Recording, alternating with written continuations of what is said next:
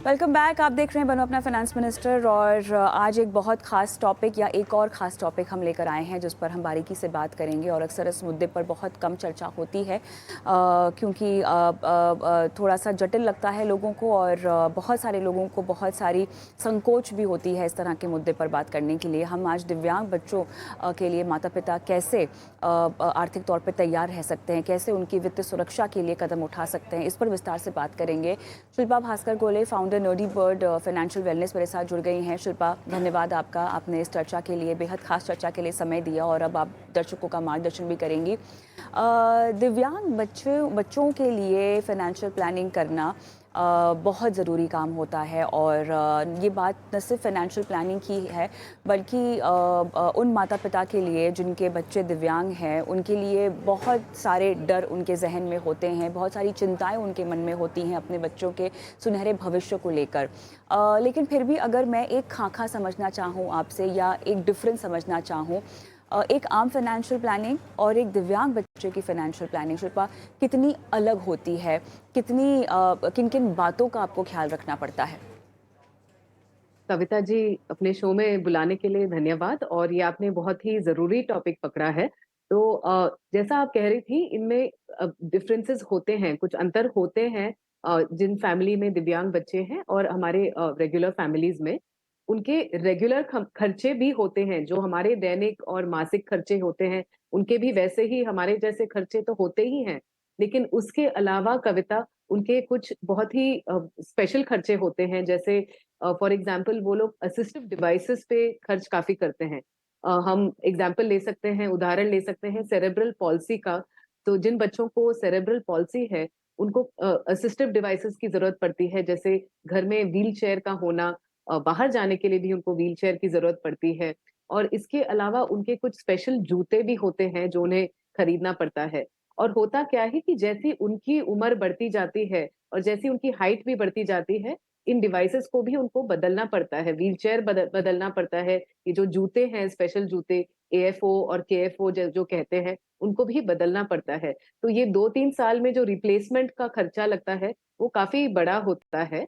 और इसके अलावा जिन बच्चों को ऑटिज़्म है, अगर हम उदाहरण लें, तो उनको भी कम्युनिकेशन के लिए, स्पेशली जो नॉन वर्बल ऑटिज़्म बच्चे होते हैं, उनको चाहिए होते हैं कम्युनिकेशन डिवाइसेज़, और वो भी टाइम के साथ चेंज होता है। तो ये एक सबसे बड़ा खर्चा है कविता, जो इनको लेना पड़ता है। और इसके अलावा इनके परिवारों में करेक्टिव सर्जरीज़ भी का भी एक खर्चा होता है, क्योंकि जिन बच्चों को सेरेब्रल पॉल्सी हो, तो उनकी सर्जरीज़ भी होती हैं, जैसी उनकी उम्र बढ़ती जाती है, उनकी ग्रोथ होती है। तो मान लीजिए स्पाइन सर्जरी हो गया या आपका हिप सर्जरी हो गया, तो ये सर्जरी का भी काफ़ी बड़ा एक खर्चा होता है। और तीसरा जो बहुत बड़ा खर्चा है कविता, वो है थेरेपी का खर्चा।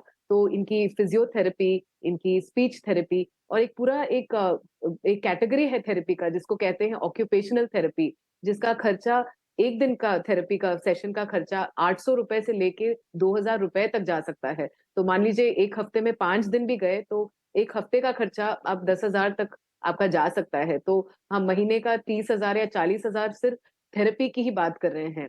तो ऐसे भी और भी खर्चे हैं, जैसे घर में एक रैंप लगाना, और इनडायरेक्ट कॉस्ट भी कुछ होते हैं, जैसे आप बाहर खाना खाने के लिए गए या खरीदी करने गए, तो इन बच्चों को आप उन्हीं जगह ले जा सकते हो, जैसे एक मॉल हो गया, जहाँ पे खर्चे थोड़े ज़्यादा होते हैं। तो ये जो इनडायरेक्ट कॉस्ट है, इनका भी पैमाना लगाना थोड़ा मुश्किल है और पता नहीं लगता, लेकिन इन इनडायरेक्ट कॉस्ट से भी उनका खर्चा काफ़ी ऊपर जाता है एनुअली अगर देखा जाए, कविता।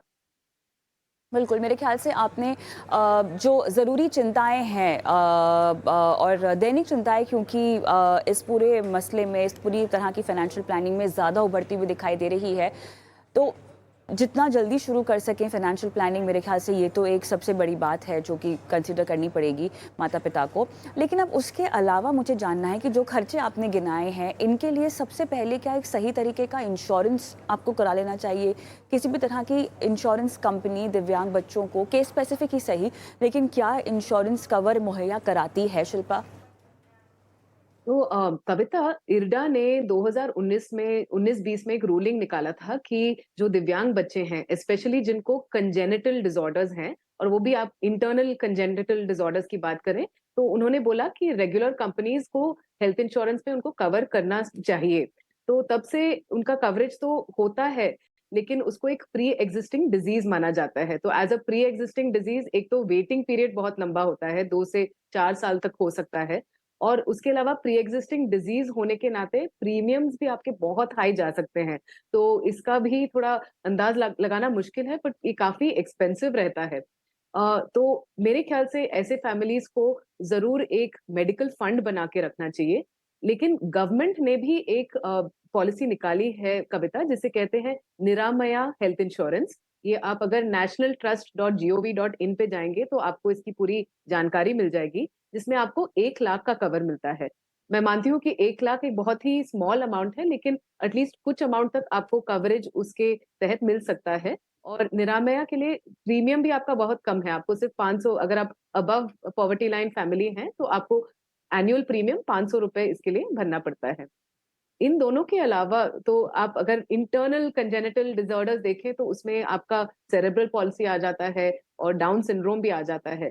लेकिन इसके अलावा एक और बहुत बड़ा जो कैटेगरी है वो है आपका ऑटिज्म स्पेक्ट्रम डिसऑर्डर, और ये कंजेनिटल डिसऑर्डर्स वाली कैटेगरी में नहीं दिखता। तो उसके लिए कविता कुछ इंश्योरेंस कंपनीज ने अलग से एक पॉलिसी निकाली है।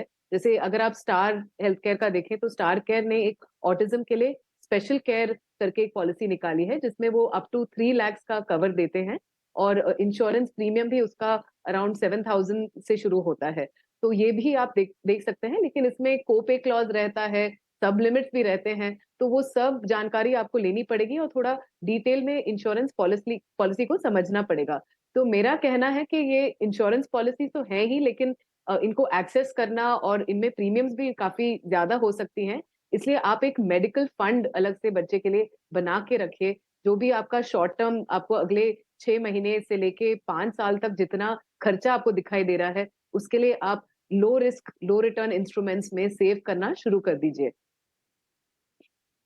शिल्पा, मेडिकल फंड बनाना बहुत ज़रूरी है। वो तो किसी भी सूरत में किसी भी हालत में हर किसी को बनाना चाहिए। ये कंटिजेंसी फंड आपका आपके नाम पर होना ही चाहिए। लेकिन अब बच्चों के लिए तो आप फाइनेंशियल प्लानिंग करेंगे ही करेंगे, लेकिन साथ साथ खुद की जो आप प्लानिंग कर रहे हैं उसमें उसके ज़रिए बच्चों का भविष्य कैसे सिक्योर हो, क्या इस बात का भी संज्ञान माता पिता को लेना चाहिए? क्योंकि ऐसा नहीं है कि वो अपनी और भी तरह की फाइनेंशियल लाइबिलिटीज़ या क्राइसिस या फाइनेंशियल प्लानिंग पर फोकस ना करे, वो भी उन्हें करना है, क्योंकि उनकी भी आर्थिक ज़िंदगी है और उनकी आर्थिक ज़िंदगी सेहतमंद रहे तब जाके वो अपने बच्चों की आर्थिक ज़िंदगी जो है वो अच्छी बना पाएंगे। तो ऐसे में उनकी फाइनेंशियल प्लानिंग यहाँ पे और कितनी जटिल हो जाती है या कितनी आसान हो जाती है? कौन कौन से ऐसे एरियाज़ हैं जहाँ पर शायद उनको अब काम करना पड़ेगा, जो कि शायद एक आम फाइनेंशियल प्लानिंग से थोड़ा सा अलग हो? जी, कविता। तो कविता, ये पॉइंट आपने बहुत ही इम्पोर्टेंट पॉइंट रेज़ किया कि इनकी फाइनेंशियल प्लानिंग कर बच्चों की फाइनेंशियल प्लानिंग करते-करते वो अपने बारे में भूल जाते हैं। और क्योंकि वो केयर गिविंग में इतना इतना बिज़ी रहते हैं, अपने लिए टाइम निकालना और अपनी फाइनेंशियल प्लानिंग करना उनके लिए एक बड़ा उसको प्राथमिकता बिल्कुल नहीं देते। तो बहुत ज़रूरी है कि आप अपनी फाइनेंशियल प्लानिंग को प्राथमिकता भी दें, और इसमें सबसे ज़रूरी है कि आप अपनी रिटायरमेंट का सोचें और ये सोचेगा कि ओल्ड एज में जाके आप अपने रिटायरमेंट का खर्चा कैसे निकालेंगे। क्योंकि जैसे-जैसे आप अपने बच्चों के लिए फंड्स इकट्ठा करके साइड में रख रहे हैं, आप अपनी रिटायरमेंट के बारे में और अपने लॉन्ग टर्म गोल्स के बारे में सोचना भूल जाते हैं। तो ये एक बहुत ज़रूरी चीज़ है। और इसके अलावा कविता, ये भी ज़रूरी है कि आप एक टर्म लाइफ इंश्योरेंस पॉलिसी लें, ताकि अगर किसी सिचुएशन में आप ना रहें, तो आपके डिपेंडेंट्स, जिसमें स्पेशल नीड्स बच्चा भी हो सकता है और आपके और भी डिपेंडेंट्स हो सकते हैं, उन सभी के नीड्स भी आप टेक केयर करें। तो मेरा कहना है कि इसमें ऐसा हो जाता है कि आपको एक बैलेंस लेके रखना पड़ेगा कि कहाँ कि कुछ पैसे आपके जो इनकम है उसमें से आप स्पेशल नीड्स चाइल्ड के गोल्स की तरफ लगाएँ, और कुछ ऐसे भी करें कि आप अपने रिटायरमेंट प्लानिंग के लिए भी कुछ पैसे अलग से रखें। क्योंकि ये एक बहुत कॉमन चीज़ है कविता, कि जो स्पेशल नीड्स की फैमिलीज़ हैं, वहाँ पे पेरेंट्स अपनी रिटायरमेंट के बारे में नहीं सोचते।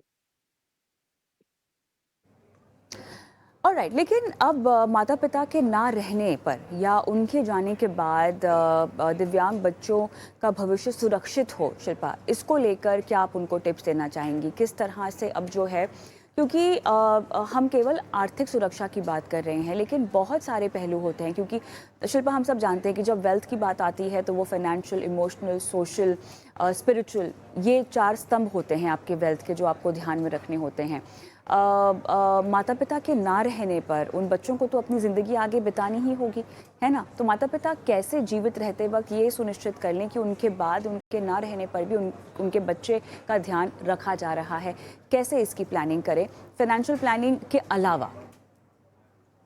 तो फाइनेंशियल प्लानिंग के अलावा कविता, एक चीज देखना जरूरी है कि बच्चे बच्चे स्पेशली अगर आत्मनिर्भर नहीं हो सकते आफ्टर एंटरिंग अडल्टहुड, मान लीजिए 18 साल के बाद वो आत्मनिर्भर नहीं हो सकते और उनको उनकी मेंटल डिसेबिलिटीज भी हैं, तो ये जरूरी है देखना कि इनको संभालेगा कौन। और संभालने के लिए एक लीगल गार्डियन को अपॉइंट करना बहुत जरूरी है। ये लीगल गार्डियन एक ऐसा इंसान होना चाहिए जो बिल्कुल आपके बच्चे के इंटरेस्ट से ही, मतलब कोई कॉन्फ्लिक्ट ऑफ इंटरेस्ट नहीं है, और सिर्फ आपके बच्चे को अच्छे से संभाल सकता है और या संभाल सकती हैं, और आपके बच्चे के जो भी रिक्वायरमेंट्स हैं, मान लीजिए आपकी लीगल रिक्वायरमेंट्स हो, फाइनेंशियल हो, या डे टू डे उसकी देखभाल की बात आए, तो वो सभी चीजें लीगल गार्डियन देख सकते हैं। तो इसके लिए आप अपने एज पेरेंट्स आप अपने विल में जरूर लिखिएगा कि लीगल गार्डियन कौन बनेगा, और उस लीगल गार्डियन के भी ना होते हुए नेक्स्ट लीगल गार्डियन कौन बन सकता है। तो उसमें लीगल गार्डियन का उम्र भी देखना या वय भी देखना बहुत जरूरी है, क्योंकि क्या आपके जाने के बाद लीगल गार्डियन आपके बच्चे के साथ और उसके रहन सहन और देख रेख में उसके जीवन के अंत तक रह सकते हैं, बच्चे के जीवन के अंत तक। तो ये भी एक बहुत ज़रूरी पहलू है जो डिस्कस नहीं किया जाता। तो लीगल गार्डियन आप ज़रूर अपॉइंट कीजिए, और लीगल गार्डियन के लिए एक लेटर ऑफ इंटेंट भी ज़रूर छोड़िए। तो लेटर ऑफ इंटेंट में आप ये बता सकते हैं कि एज़ अ लीगल गार्डियन, ये जिनको आपने चुना है, जिनको आपने आइडेंटिफाई किया है, इनके क्या-क्या, इनसे आप क्या-क्या अपेक्षाएँ रखती हैं, क्या-क्या आवश्यकताएँ हैं जिनको बच्चे के देख-रेख के लिए बहुत ज़रूरी है। ये सारी चीजें आप बहुत ही clearly specifically letter of intent में आप मेंशन कर सकते हैं। और इसमें एक और पहलू है कविता, जो है कि जो लीगल गार्डियन है, अगर आपने ट्रस्ट नहीं छोड़ा हो, यानी कि आपने अलग से एक स्पेशल व्हीकल नहीं बनाया हो बच्चों के फंडिंग, स्पेशल नीड्स बच्चे के फंडिंग के लिए, तो लीगल गार्डियन का फाइनेंशियल डिसीजन मेकिंग में भी एक पार्ट आ जाता है, क्योंकि जो भी बच्चे के एक्सपेंसेस हो, जो भी खर्चे हैं, वो सब डिसीजंस लीगल गार्डियन ही लेगा। इसलिए ये जो हो सके तो आप लीगल गार्डियन और ट्रस्टीज, जो आपका ट्रस्ट रन करता है, उन दोनों फंक्शंस को अगर आप अलग कर सकें तो बहुत ही अच्छा रहेगा आपके बच्चे के फ्यूचर के लिए जब आप नहीं रहेंगे। और गार्डियनशिप की जब बात आती है कविता, तो एक और बहुत ज़रूरी चीज़ है कि 18 साल की उम्र के बाद आपका जो स्पेशल नीड्स चाइल्ड है, उनके लिए आपको भी एज़ पेरेंट्स लीगल गार्डियनशिप के लिए अप्लाई करना पड़ेगा। तो आप नेशनल trust.gov.in पे जाके आपको एक अप्लाई ऑनलाइन एप्लीकेशन भरना पड़ेगा, जिसके थ्रू आप ये एप्लीकेशन भरेंगे, और ये एप्लीकेशन जाएगा आपके लोकल कमिटी डिस्ट्रिक्ट लेवल पे, डिस्ट्रिक्ट मैजिस्ट्रेट के लेवल पे, और वहां अप्रूव होने के बाद ही आप उसके लीगल गार्डियंस कहलाएंगे। तो ये गार्डियनशिप एक बहुत ही जरूरी एस्पेक्ट है स्पेशल नीड्स बच्चों के लिए कविता। शिल्पा, मेरे ख्याल से हमने लगभग सभी पहलुओं को इस चर्चा में शामिल किया। बहुत बहुत धन्यवाद आपका इस चर्चा में शिरकत की और दर्शकों की सहायता भी की। इसी के साथ बनो अपना फाइनेंस मिनिस्टर में हम रुकेंगे एक छोटे से ब्रेक के लिए, और ब्रेक